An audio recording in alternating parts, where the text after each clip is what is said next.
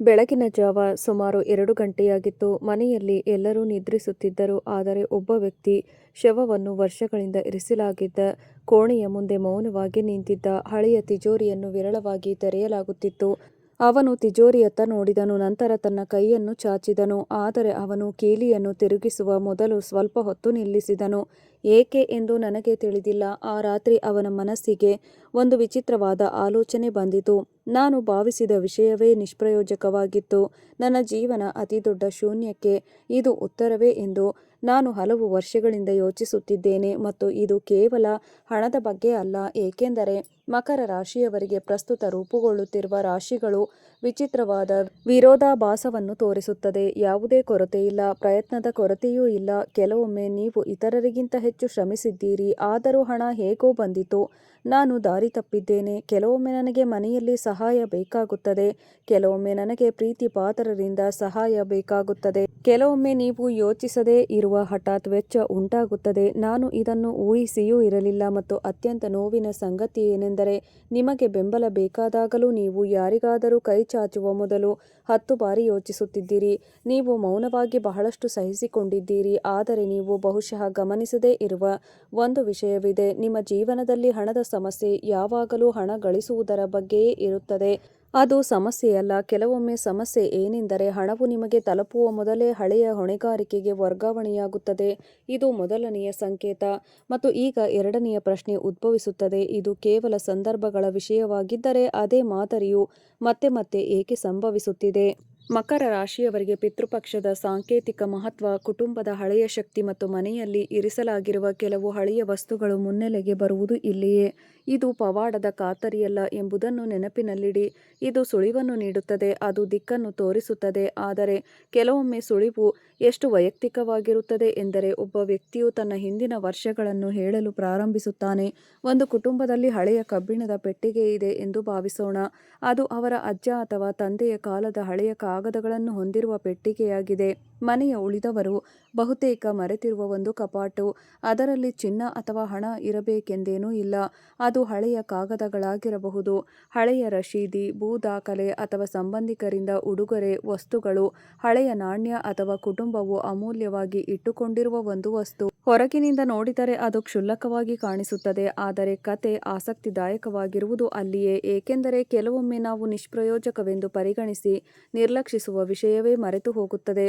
ನಾವು ಹಾಗೆ ಮಾಡೋಣ, ಮತ್ತು ಇದು ನಮ್ಮನ್ನು ನಮ್ಮ ಕುಟುಂಬದ ಕತೆಗೆ ಕರೆದೊಯ್ಯುತ್ತದೆ. ಅದು ನಮಗೆ ಎಂದಿಗೂ ಸಂಪೂರ್ಣವಾಗಿ ಹೇಳಲಾಗಿಲ್ಲ ಎಂದು.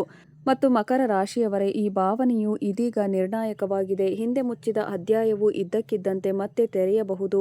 ಬಹುಶಃ ಹಳೆಯ ಹೆಸರು ಹೊರಹೊಮ್ಮಬಹುದು, ಬಹುಶಃ ಕುಟುಂಬದ ಆಸ್ತಿಯ ವಿಷಯವು ಮತ್ತೆ ಹೊರಹೊಮ್ಮಬಹುದು, ಬಹುಶಃ ಹಳೆಯ ದಾಖಲೆ ಇದ್ದಕ್ಕಿದ್ದಂತೆ ಉಪಯೋಗಕ್ಕೆ ಬರಬಹುದು, ಅಥವಾ ಬಹುಶಃ ಮನೆಯಲ್ಲಿರುವ ಹಿರಿಯರೊಬ್ಬರ ಹಳೆಯ ಮಾತು ನಿಮಗೆ ಹಳೆಯದನ್ನು ನೆನಪಿಸುತ್ತದೆ. ನನಗೆ ಅರ್ಥವಾಯಿತು, ಆದರೆ ಆ ಸುರಕ್ಷಿತ ವಿಷಯದ ನಿಜವಾದ ಅರ್ಥವನ್ನು ನಾನು ಈಗ ನಿಮಗೆ ಹೇಳುವುದಿಲ್ಲ. ಏಕೆಂದರೆ ನಿಜವಾದ ಪ್ರಶ್ನೆ ಅದರಲ್ಲಿ ಏನಿದೆ ಎಂಬುದು ಅಲ್ಲ, ಏನು ಮರೆಮಾಡಲಾಗಿದೆ. ನಿಜವಾದ ಪ್ರಶ್ನೆ ಏನೆಂದರೆ, ನೀವು ಹೊರಗೆ ಹುಡುಕುತ್ತಿದ್ದ ಆಶೀರ್ವಾದವು ಇಷ್ಟು ವರ್ಷಗಳಿಂದ ನಿಮ್ಮ ಸ್ವಂತ ಮನೆಯೊಳಗೆ ಅಡಗಿದೆಯೇ ಎಂಬುದು. ಅದು ಅಲ್ಲೇ ಇತ್ತು, ಆದರೆ ಮತ್ತು ಹಾಗಿದ್ದರೆ ಹಣ ಬರುತ್ತಿದ್ದರೂ ಅದು ನಿಮ್ಮ ಜೀವನದಲ್ಲಿ ಏಕೆ ಉಳಿಯಲಿಲ್ಲ? ಈ ಕಥೆಯ ಮುಂದಿನ ಭಾಗ ಇಲ್ಲಿಯೇ ಎಲ್ಲವೂ ಬದಲಾಗುತ್ತದೆ. ಏಕೆಂದರೆ ಮೊದಲ ನೋಟದಲ್ಲಿ ಬಡತನಕ್ಕೂ ಯಾವುದೇ ಸಂಬಂಧವಿಲ್ಲ ಎಂದು ತೋರುವ ಒಂದು ಹಳೆಯ ಕುಟುಂಬ ಘಟನೆ ಇದೆ. ಸ್ನೇಹಿತರೆ, ನಿಮ್ಮ ಜೀವನದಲ್ಲಿ ಎಂತಹದೇ ಸಮಸ್ಯೆಗಳಿದ್ದರೂ ಸ್ಕ್ರೀನ್ನ ಮೇಲೆ ಕಾಣುತ್ತಿರುವ ಗುರೂಜಿಯವರಿಗೆ ಕರೆ ಮಾಡಿ ನಿಮ್ಮ ಸಮಸ್ಯೆಗಳನ್ನು ಬಗೆಹರಿಸಿಕೊಳ್ಳಬಹುದು. ಗುರೂಜಿಯವರು ವಿದ್ಯೆ, ಉದ್ಯೋಗ, ವ್ಯಾಪಾರ, ಗಂಡ ಹೆಂಡತಿ ಕಲಹ, ಮದುವೆ ವಿಳಂಬ, ಸಂತಾನ ಸಮಸ್ಯೆ, ಕೋರ್ಟ್ ಕಚೇರಿ, ಇನ್ನು ಏನೇ ಸಮಸ್ಯೆ ಇರಲಿ 3 ದಿನದಲ್ಲಿ ಪರಿಹಾರ ಮಾಡಿಕೊಡುತ್ತಾರೆ. ಆದರೆ ಅದೇ ಘಟನೆಯು ನಿಮ್ಮ ಕುಟುಂಬದ ಹಣದ ಸಂಬಂಧದಲ್ಲಿ ಬದಲಾವಣೆಗೆ ಕಾರಣವಾಗುತ್ತದೆ. ಒಂದು ಮಾದರಿ ರೂಪುಗೊಂಡಿರುತ್ತದೆ, ಅದರ ಪರಿಣಾಮ ಬಹುಶಃ ಇಂದಿನವರೆಗೂ ಮುಂದುವರೆದಿದೆ. ಮತ್ತು ಆ ಮಾದರಿಯ ಲಿಂಕ್ ಬೆಳಕಿಗೆ ಬಂದಾಗ ಅದರ ಅರ್ಥ ಏನೆಂದು ಗೊತ್ತಾಗುತ್ತದೆ. ಇದು ಕೇವಲ ತಿಜೋರಿ ಅಲ್ಲ, ಇದು ಹಳೆಯ ಮನೆಯ ಬಗ್ಗೆ. ಮನೆ ತುಂಬಾ ದೊಡ್ಡದಾಗಿರಲಿಲ್ಲ, ಆದರೆ ಅಂಗಳದ ಮೂಲೆಯಲ್ಲಿ ಒಂದು ಮರದ ಪೆಟ್ಟಿಗೆ ಇತ್ತು. ಆ ಪೆಟ್ಟಿಗೆಯನ್ನು ನೋಡಿದಾಗ ಕುಟುಂಬದ ಚಿಕ್ಕ ಮಕ್ಕಳು ಅದರಲ್ಲಿ ಏನಿದೆ ಎಂದು ಆಗಾಗ ಕೇಳುತ್ತಿದ್ದರು. ಉತ್ತರ ಮಾತ್ರ ಒಂದೇ ಆಗಿತ್ತು, ಏನೂ ಇಲ್ಲ, ಕೇವಲ ಹಳೆಯ ವಸ್ತುಗಳು. ಆದರೆ ಒಂದು ದಿನ ಮನೆಯಲ್ಲಿದ್ದ ಹಿರಿಯ ವ್ಯಕ್ತಿ ಇದ್ದಕ್ಕಿದ್ದಂತೆ ಟ್ರಂಕ್ ಅನ್ನು ನೋಡಿದರು. ಅವರು ಅದನ್ನು ತೆರೆದು ಬಟ್ಟೆಯಲ್ಲಿ ಸುತ್ತಿದ ಸಣ್ಣ ವಸ್ತುವನ್ನು ಹೊರತೆಗೆದರು. ಅವರು ಅದನ್ನು ಒಂದು ಕ್ಷಣ ನೋಡಿದರು, ನಂತರ ಅದನ್ನು ಹಿಂದಕ್ಕೆ ಇಟ್ಟರು. ಆಗ ಅವರು ತಮ್ಮ ತಂದೆಯನ್ನು ಕೇಳಿದರು, ಇದು ಏನು ಎಂದು. ಅವರು ಸುಮ್ಮನೆ ಹೇಳಿದರು, ನಿಮಗೆ ಅದು ಬೇಕಾದ ದಿನ ನೀವೇ ಅದನ್ನು ಅರ್ಥಮಾಡಿಕೊಳ್ಳುವಿರಿ ಎಂದು. ವಿಚಿತ್ರ ಅಲ್ಲವೇ? ಕೆಲವೊಮ್ಮೆ ಕುಟುಂಬದಲ್ಲಿನ ವಿಷಯಗಳನ್ನು ಹೇಳದೆ ಬಿಡಲಾಗುತ್ತದೆ, ಅವುಗಳನ್ನು ಸುಮ್ಮನೆ ಸಂಗ್ರಹಿಸಲಾಗುತ್ತದೆ ಮತ್ತು ಸಮಯ ಕಳೆದು ಹೋಗುತ್ತದೆ. ಮಕ್ಕಳು ಬೆಳೆಯುತ್ತಾರೆ, ಮನೆಗಳು ಬದಲಾಗುತ್ತವೆ, ಜನರು ಬೇರೆ ಬೇರೆ ನಗರಗಳಿಗೆ ಹೋಗುತ್ತಾರೆ, ಆದರೆ ಹಳೆಯ ವಿಷಯಗಳು ಹಾಗೆಯೇ ಉಳಿಯುತ್ತವೆ. ಮಕರ ರಾಶಿಯವರೇ, ಇದು ನಿಮಗೆ ಈಗ ಸರಿಯಾದ ಸಮಯ. ಹಳೆಯ ಕಥೆಯೊಂದು ಮುಖ್ಯವಾಗಿರುವಂತೆ ತೋರುತ್ತಿದೆ. ಇದರರ್ಥ ಪ್ರತಿಯೊಬ್ಬ ಮಕರ ರಾಶಿಯವರ ಖಜಾನೆಯಲ್ಲಿ ಹಣ ಇರುತ್ತದೆ ಅಥವಾ ಎಂದಲ್ಲ, ಆದರೆ ಒಂದು ಗುಪ್ತ ನಿಧಿ ಅಸ್ತಿತ್ವದಲ್ಲಿದೆ. ಇದರ ಸಂಕೇತವು ಇದ್ದಕ್ಕಿದ್ದಂತೆ ಆಳವಾಗಿದೆ ಮತ್ತು ಕೆಲವೊಮ್ಮೆ ತಿಜೋರಿಯು ಕುಟುಂಬವು ಸುರಕ್ಷಿತವಾಗಿಟ್ಟಿದ್ದನ್ನು ಸಂಕೇತಿಸುತ್ತದೆ ಮತ್ತು ಆದರೆ ಅದರ ಮಹತ್ವವನ್ನು ಅರ್ಥಮಾಡಿಕೊಳ್ಳುವುದನ್ನು ನಿಲ್ಲಿಸಿದ್ದೀರಿ ಮತ್ತು ಇಲ್ಲಿ ನಿಮ್ಮ ಕತೆ ಮತ್ತೊಂದು ತಿರುವು ಪಡೆಯುತ್ತದೆ. ನೀವು ನಿಮ್ಮ ಬಗ್ಗೆ ಯೋಚಿಸಿರಬಹುದು, ಏನಾದರೂ ಚೆನ್ನಾಗಿ ನಡೆಯುತ್ತಿದೆ ಎಂದು ತೋರಿದಾಗ ಇದ್ದಕ್ಕಿದ್ದಂತೆ ಒಂದು ಜವಾಬ್ದಾರಿ ಉದ್ಭವಿಸುತ್ತದೆ ಎಂದು ನಿಮಗೆ ಎಂದಾದರೂ ಅನಿಸಿದೆಯೇ? ಒಂದು ಕಡೆಯಿಂದ ಹಣವು ಬರುತ್ತದೆ, ಮನೆಯ ವೆಚ್ಚಗಳು ಹೆಚ್ಚಾಗುತ್ತವೆ, ಆದರೆ ಕೆಲಸ ಸಿಗುವ ಭರವಸೆಗಳು ಹೆಚ್ಚಾಗುತ್ತವೆ. ಮತ್ತೊಂದೆಡೆ ಕೆಲವು ಹಳೆಯ ವಿವಾದ ಅಥವಾ ಕುಟುಂಬದ ಅಗತ್ಯಗಳಿಂದಾಗಿ ಗಮನ ಬೇರೆಡೆಗೆ ತಿರುಗುತ್ತದೆ ಮತ್ತು ಕ್ರಮೇಣ ವ್ಯಕ್ತಿಯು ತನ್ನಷ್ಟಕ್ಕೆ ತಾನೇ ಹೇಳಿಕೊಳ್ಳಲು ಪ್ರಾರಂಭಿಸುತ್ತಾನೆ, ಬಹುಶಃ ಹಣ ನನ್ನ ಅದೃಷ್ಟದಲ್ಲಿಲ್ಲ. ಆದರೆ ಇಂತಹ ಘಟನೆಗಳ ಸರಣಿಯು ನಿಮ್ಮ ತಪ್ಪನ್ನು ತೀರ್ಮಾನಕ್ಕೆ ಕರೆದೊಯ್ಯಬಹುದು ಎಂದು ನೀವು ಎಂದಾದರೂ ಯೋಚಿಸಿದ್ದೀರಾ? ಇದು ಒಂದು ತೀರ್ಮಾನಕ್ಕೂ ಕಾರಣವಾಗಬಹುದು. ಬಹುಶಃ ಸಮಸ್ಯೆ ಏನೆಂದರೆ ಅವಕಾಶಗಳು ನಿಮ್ಮ ಒಳಗೆ ಬರೆದಿರುವುದು ಅಲ್ಲ. ಬಹುಶಃ ಸಮಸ್ಯೆ ಏನೆಂದರೆ ನೀವು ಪ್ರತಿಯೊಂದು ಅವಕಾಶವನ್ನು ತಕ್ಷಣದ ಅಗತ್ಯದ ಲೆನ್ಸ್ ಮೂಲಕ ಮಾತ್ರ ನೋಡುತ್ತೀರಿ. ಇದೇ ಜ್ಯೋತಿಷ್ಯ ಚಿಹ್ನೆಯು ಸ್ವಲ್ಪ ವಿಭಿನ್ನ ರೂಪವನ್ನು ಪಡೆಯುತ್ತದೆ. ಮಕರ ರಾಶಿಯವರ ಶಕ್ತಿಯನ್ನು ಸ್ವಭಾವತಃ ಭವಿಷ್ಯವಾಣಿ ಎಂದು ಪರಿಗಣಿಸಲಾಗುತ್ತದೆ. ಗುರಿಯನ್ನು ಸಾಧಿಸಿದಾಗ, ವಿಷಯಗಳು ಹತ್ತಿರದಲ್ಲಿದ್ದಾಗ ನೀವು ಹೆಚ್ಚು ಸಮಯ ಕಾಯುವ ವ್ಯಕ್ತಿಯಲ್ಲ, ಆದರೆ ಅದೇ ತುರ್ತು ಕೆಲವೊಮ್ಮೆ ಹಳೆಯ ಸಮಸ್ಯೆಗಳನ್ನು ಹಿಂದೆಯೇ ಬಿಡಲು ಕಾರಣವಾಗಬಹುದು. ಮತ್ತು ಕೆಲವು ವಿಷಯಗಳು ಕೇವಲ ನೆನಪುಗಳಲ್ಲ, ಅವು ಕಾಗದಗಳಾಗಿರಬಹುದು, ಅವು ಜವಾಬ್ದಾರಿಗಳಾಗಿರಬಹುದು, ಕುಟುಂಬ, ಅದು ಅಪೂರ್ಣ ನಿರ್ಧಾರವಾಗಿರಬಹುದು, ಅದು ಹಿರಿಯರೊಬ್ಬರು ಹೇಳಿದ ವಿಷಯವಾಗಿರಬಹುದು, ಅಥವಾ ಕುಟುಂಬವು ಲಘುವಾಗಿ ತೆಗೆದುಕೊಳ್ಳಲು ನಿರ್ಧರಿಸಿದ ಆಸ್ತಿ ಅಥವಾ ಹಕ್ಕುಗಳಾಗಿರಬಹುದು. ಅವರು ವರ್ಷಗಳಿಂದ ಮಾತನಾಡಿಲ್ಲ. ಈಗ ಈ ಸರಳ ಸಂಗತಿಯನ್ನು ಎಚ್ಚರಿಕೆಯಿಂದ ಪರಿಗಣಿಸಿ. ಮುಂದಿನ ದಿನಗಳಲ್ಲಿ ನೀವು ಇದ್ದಕ್ಕಿದ್ದಂತೆ ಹಳೆಯ ದಾಖಲೆಯನ್ನು ಕಂಡುಕೊಂಡರೆ, ಭೂಮಿ, ಪೂರ್ವಜರ ಆಸ್ತಿ, ಬ್ಯಾಂಕ್ ವಿವರಗಳು, ಹಳೆಯ ಖಾತೆಗಳು ಅಥವಾ ಯಾವುದೇ ಕುಟುಂಬದ ಆಸ್ತಿಯ ಬಗ್ಗೆ ಯಾವುದೇ ಚರ್ಚೆ ಉದ್ಭವಿಸಿದರೆ ಅದನ್ನು ತಕ್ಷಣವೇ ಪರಿಹರಿಸಬೇಕು.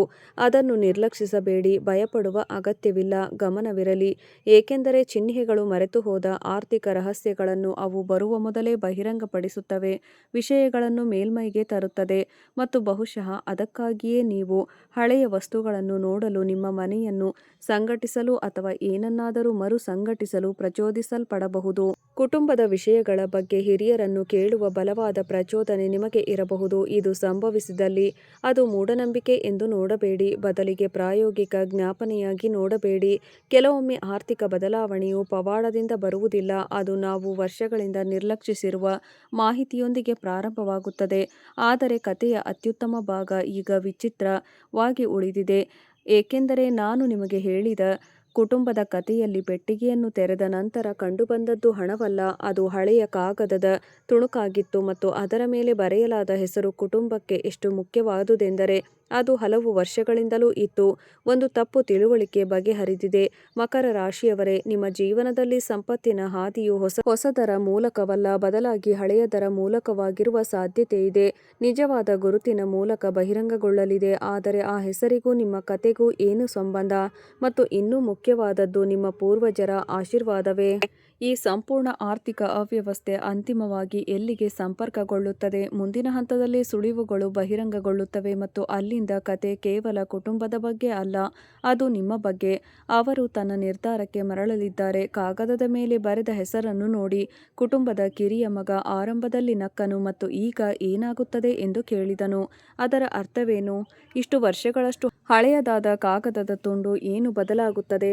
ಆದರೆ ಮುದುಕ ಮೌನವಾಗಿದ್ದ. ಅವರು ಸುಮ್ಮನೆ ಹೇಳಿದರು, ಪತ್ರಿಕೆ ಹಳೆಯದಾಗಿದೆ, ಆದರೆ ಪರವಾಗಿಲ್ಲ, ಆ ಒಂದೇ ಒಂದು ವಾಕ್ಯವು ಕುಟುಂಬದ ಸಂಪೂರ್ಣ ಮನಸ್ಥಿತಿಯನ್ನು ಬದಲಾಯಿಸಲು ಸಾಕಾಗಿತ್ತು. ಏಕೆಂದರೆ ಹಳೆಯ ದಾಖಲೆಗಳನ್ನು ಪರಿಶೀಲಿಸಿದಾಗ ಕುಟುಂಬವು ವರ್ಷಗಳಿಂದ ಕಳೆದು ಹೋಗಿದೆ ಎಂದು ಪರಿಗಣಿಸಿದ್ದ ಯಾವುದೋ ವಸ್ತುವು ಇದಕ್ಕೆ ಸಂಬಂಧಿಸಿದೆ ಎಂದು ಕಂಡುಬಂದಿದೆ. ಅಧಿಕಾರ ಇನ್ನೂ ಇತ್ತು. ಹಣ ಇದ್ದಕ್ಕಿದ್ದಂತೆ ಆಕಾಶದಿಂದ ಬೀಳಲಿಲ್ಲ. ಯಾವುದೇ ಪವಾಡ ಇರಲಿಲ್ಲ. ಆದರೆ ಮರೆತುಹೋದ ಒಂದು ವಿವರವು ಕುಟುಂಬವು ಮತ್ತೆಂದೂ ಅನ್ವೇಷಿಸಲು ಪ್ರಯತ್ನಿಸದ ಬಾಗಿಲನ್ನು ತೆರೆಯಿತು. ಕಥೆಯನ್ನು ನಿಮ್ಮ ಜೀವನಕ್ಕೆ ಜೋಡಿಸಲು ತುಂಬ ಆತುರ ಪಡಬೇಡಿ. ಮೊದಲು ಇನ್ನೊಂದು ವಿಷಯವನ್ನು ಅರ್ಥಮಾಡಿಕೊಳ್ಳಿ. ಈ ಬಾರಿ ನಿಮಗೆ ಸಂಪತ್ತಿನ ಏಕೈಕ ಚಿಹ್ನೆ ಹಣ. ಸರಳ ಸಂಕೇತವಲ್ಲ. ನೀವು ನಿಮ್ಮ ಮನಸ್ಸನ್ನು ಮುಚ್ಚಿಕೊಂಡಿದ್ದ ಯಾವುದನ್ನಾದರೂ ಮರುಪರಿಶೀಲಿಸುವ ಸಮಯ ಬಂದಿದೆ ಎಂಬುದರ ನಿಜವಾದ ಸಂಕೇತ ಇದು, ಮತ್ತು ಅದು ಆರ್ಥಿಕವಾಗಿ ವಿಶೇಷವಾಗಿ ಸತ್ಯವಾಗಿದೆ. ವಿಷಯಗಳಿಗಿಂತ ಹೆಚ್ಚಾಗಿ ಇದು ನಿಮ್ಮ ನಿರ್ಧಾರಗಳ ಬಗ್ಗೆ. ಈ ಹಿಂದೆ ನಷ್ಟಕ್ಕೆ ಕಾರಣವಾದ ಒಂದು ಯೋಜನೆಯನ್ನು ನೀವು ಕೈಬಿಟ್ಟಿರಬಹುದು. ಬಹುಶಃ ಸಂಬಂಧಿಕರೊಂದಿಗಿನ ಹಿಂದಿನ ಸಂಘರ್ಷದಿಂದಾಗಿ ನೀವು ಕುಟುಂಬದ ವಿಷಯದಿಂದ ದೂರವಿರಬಹುದು. ನಿಮಗೆ ಏನೂ ಆಗುವುದಿಲ್ಲ ಎಂದು ಭಾವಿಸಿ ನೀವು ಅಧಿಕಾರಿಯನ್ನು ತಿರಸ್ಕರಿಸಿರಬಹುದು. ಆದರೆ ಕೆಲವೊಮ್ಮೆ ಜೀವನದಲ್ಲಿ ನಷ್ಟದ ನಂತರ ಒಬ್ಬ ವ್ಯಕ್ತಿಯು ವಿಷಯಗಳನ್ನು ನೋಡುವ ವಿಧಾನವನ್ನು ಬದಲಾಯಿಸುತ್ತಾನೆ, ಮತ್ತು ಈ ಬದಲಾವಣೆಯು ಕ್ರಮೇಣ ಬಡತನಕ್ಕೆ ಕಾರಣವಾಗುತ್ತದೆ. ಮನಸ್ಥಿತಿಯನ್ನು ಬಲಪಡಿಸಬಹುದು. ಒಬ್ಬ ವ್ಯಕ್ತಿಯು ಹಣ ಪದೇ ಪದೇ ಬರುವುದನ್ನು ಮತ್ತು ಹೋಗುವುದನ್ನು ನೋಡಿದಾಗ ಅವರು ಉಳಿತಾಯ ಮಾಡಲು ಪ್ರಾರಂಭಿಸುವ ಮೊದಲೇ ಉಳಿತಾಯ ಮಾಡುವುದನ್ನು ನಿಲ್ಲಿಸಬಹುದು. ಭಯವು ಆವರಿಸುತ್ತದೆ. ಅವನು ಇತರರನ್ನು ಹಲವು ಬಾರಿ ನಂಬಿದಾಗ ಮತ್ತು ನಿರಾಸೆಗೊಂಡಾಗ ಮುಂದಿನ ಬಾರಿ ಅವಕಾಶ ಬಂದಾಗ ಅವನು ಹಿಂದೆ ಸರಿಯುತ್ತಾನೆ, ಮತ್ತು ಅವನು ಮನೆಗೆ ಹಿಂತಿರುಗಿದಾಗ ಹಣ ಉಳಿಯುವುದಿಲ್ಲ ಎಂದು ಹಲವು ವರ್ಷಗಳಿಂದ ಕೇಳುತ್ತಿದ್ದ ನಂತರ ಸ್ವಲ್ಪ ಸಮಯದ ನಂತರ ಈ ಹೇಳಿಕೆಯು ಕುಟುಂಬದ ಗುರುತಿನಂತೆ ಭಾಸವಾಗಲು ಪ್ರಾರಂಭಿಸುತ್ತದೆ. ಹಾಗೆ ಕಾಣಿಸುತ್ತದೆ. ಮಕರ ರಾಶಿಯವರೇ, ನೀವು ಈ ಕ್ಲಿಷೆಯಿಂದ ಹೊರಬರಬೇಕಾಗಬಹುದು, ಮತ್ತು ಇಲ್ಲಿ ಜ್ಯೋತಿಷ್ಯವು ನಿಮಗಾಗಿ ಒಂದು ಆಸಕ್ತಿದಾಯಕ ಸುಳಿವನ್ನು ಹೊಂದಿದೆ. ಈ ಶಕ್ತಿಯು ಹೊಸ ಆರಂಭಗಳಿಗೆ ನಾಂದಿ ಹಾಡುವ ಸಾಮರ್ಥ್ಯವನ್ನು ಹೊಂದಿದೆ. ಆದರೆ ಈ ಸಮಯದಲ್ಲಿ ಹೊಸ ಆರಂಭಗಳು ಮಾತ್ರ ಮುಖ್ಯವಲ್ಲ, ಹಳೆಯ ವಿಷಯಗಳನ್ನು ಸರಿಪಡಿಸುವುದು ಮುಖ್ಯ. ಒಂದು ನೋಟವೂ ಅಷ್ಟೇ ಮುಖ್ಯವಾಗಿರುತ್ತದೆ. ಆದ್ದರಿಂದ ನೀವು ಇದ್ದಕ್ಕಿದ್ದಂತೆ ಒಬ್ಬ ವಯಸ್ಸಾದ ವ್ಯಕ್ತಿ ಹೇಳಿದ ಏನನ್ನಾದರೂ ನೆನಪಿಸಿಕೊಂಡರೆ, ಮನೆಯನ್ನು ಸ್ವಚ್ಛಗೊಳಿಸುವಾಗ ನೀವು ಯಾವುದೇ ಹಳೆಯ ವಸ್ತುವನ್ನು ಕಂಡುಕೊಂಡರೆ, ಹಲವು ವರ್ಷಗಳ ನಂತರ ನೀವು ಹಳೆಯ ಸಂಬಂಧಿಕರನ್ನು ಸಂಪರ್ಕಿಸಿದರೆ, ಅಥವಾ ಅಂತಹ ಯಾವುದೇ ಆರ್ಥಿಕ ಸಮಸ್ಯೆ ಇದ್ದರೆ ಕುಟುಂಬ ಚರ್ಚೆ ಪುನರಾರಂಭವಾಗಬಹುದು. ಒಂದು ಕಾಲದಲ್ಲಿ ಅಪೂರ್ಣವಾಗಿ ಉಳಿದಿದ್ದ ವಿಷಯ. ಆ ಕ್ಷಣವನ್ನು ಹಗುರವಾಗಿ ತೆಗೆದುಕೊಳ್ಳಬೇಡಿ. ಇದು ಮುಖ್ಯ. ಪ್ರತಿಯೊಂದು ಘಟನೆಯೂ ನಿಮಗೆ ನೇರವಾಗಿ ಹಣವನ್ನು ತರುವುದಿಲ್ಲ, ಆದರೆ ಅದು ನಿಮ್ಮ ಆರ್ಥಿಕ ದಿಕ್ಕನ್ನು ಬದಲಾಯಿಸಬಹುದಾದ ನಿರ್ಧಾರಕ್ಕೆ ನಿಮ್ಮನ್ನು ಕರೆದೊಯ್ಯಬಹುದು. ಈಗ ಇನ್ನೊಂದು ಕತೆ ಇಲ್ಲಿದೆ. ಪ್ರತಿ ತಿಂಗಳು ಹಣ ಸಂಪಾದಿಸುತ್ತಿದ್ದ ಮಹಿಳೆಯೊಬ್ಬಳಿದ್ದಳು. ಆದರೆ ತಿಂಗಳ ಕೊನೆಯ ವಾರದ ಹೊತ್ತಿಗೆ ಅವಳ ಬಳಿ ಏನೂ ಇರುತ್ತಿರಲಿಲ್ಲ, ಮತ್ತು ಅವಳು ಹಲವಾರು ಬಾರಿ ಬಜೆಟ್ ಹಾಕಿದಳು, ಖರ್ಚು ಕಡಿಮೆ ಮಾಡಲು ಪ್ರಯತ್ನಿಸಿದಳು.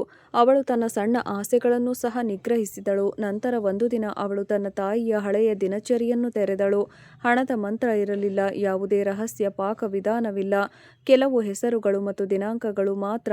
ಅವನ ತಾಯಿಯ ವರ್ಷಗಳ ಹಿಂದೆ ಒಂದು ಸಣ್ಣ ಕೆಲಸ ಮಾಡಿದ್ದಾಳೆಂದು ಅವಳಿಗೆ ತಿಳಿಯಿತು. ಕೌಟುಂಬಿಕ ಕಾರಣಗಳಿಂದಾಗಿ ಅವಳು ಕೆಲಸ ನಿಲ್ಲಿಸಬೇಕಾಯಿತು. ಅದು ಆ ಮಹಿಳೆಗೆ ಯಾವಾಗಲೂ ತಿಳಿದಿತ್ತು, ಆದರೆ ಅವಳು ಅದನ್ನು ಎಂದಿಗೂ ಗಂಭೀರವಾಗಿ ಪರಿಗಣಿಸಿರಲಿಲ್ಲ. ಕೆಲವು ತಿಂಗಳುಗಳ ನಂತರ ಅವರು ಮತ್ತೆ ಅದೇ ಕೌಶಲ್ಯವನ್ನು ಅಭ್ಯಾಸ ಮಾಡಲು ಪ್ರಾರಂಭಿಸಿದರು. ನಿಧಾನವಾಗಿ ಅವರ ಆದಾಯ ಹೆಚ್ಚಾಗಲು ಪ್ರಾರಂಭಿಸಿತು. ಈಗ ಅದು ಅವಳ ಪ್ರಶ್ನೆಯಲ್ಲ. ಅವಳ ತಾಯಿ ಅವಳಿಗೆ ಒಂದು ಮಾಂತ್ರಿಕ ನಿಧಿಯನ್ನು ಕೊಟ್ಟಳು. ಪ್ರಶ್ನೆ ಏನೆಂದರೆ, ಹಳೆಯ ವಸ್ತುವೊಂದು ಅವಳ ಸ್ವಂತ ಸಾಮರ್ಥ್ಯಗಳನ್ನು ಹೇಗೆ ನೆನಪಿಸಿತು?